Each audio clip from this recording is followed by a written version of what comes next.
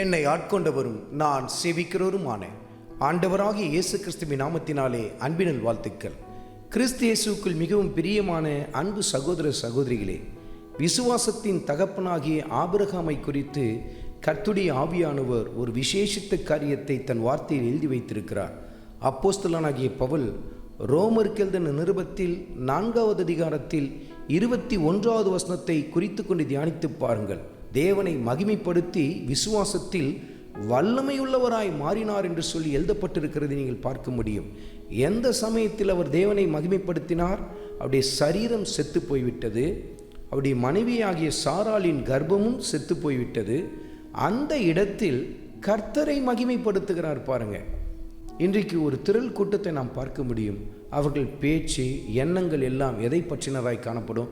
எனக்கு இப்படி இருக்கு, என் பிரச்சனை இப்படி இருக்கு, அப்படி இருக்கு, இதை பற்றியே தான் பேசி கொண்டிருப்பாங்க. ஆனால் ஆபிரகாம் அந்த இடத்தில் பேசின காரியம் எப்படிப்பட்டது? தன் பலகீனத்தை குறித்து பேசவில்லை, தன் சரீரம் செத்துப்போனதை குறித்து பேசவில்லை, தன் மனைவியின் கர்ப்பம் செத்துப்போனதை குறித்து பேசவில்லை. மாறாக கர்த்தரை மகிமைப்படுத்தி பேச ஆரம்பித்தார் பாருங்க.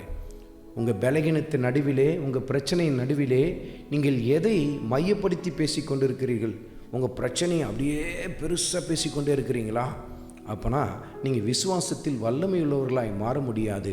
மாறாக அற்ப விசுவாசிகளாய் தான் மாற ஆரம்பித்து விடுவீர்கள். மகனே, இன்றைக்கு ஒரு தீர்மானத்தை எடு. மகளே, இன்றைக்கு ஒரு உறுதியான தீர்மானத்தை எடு.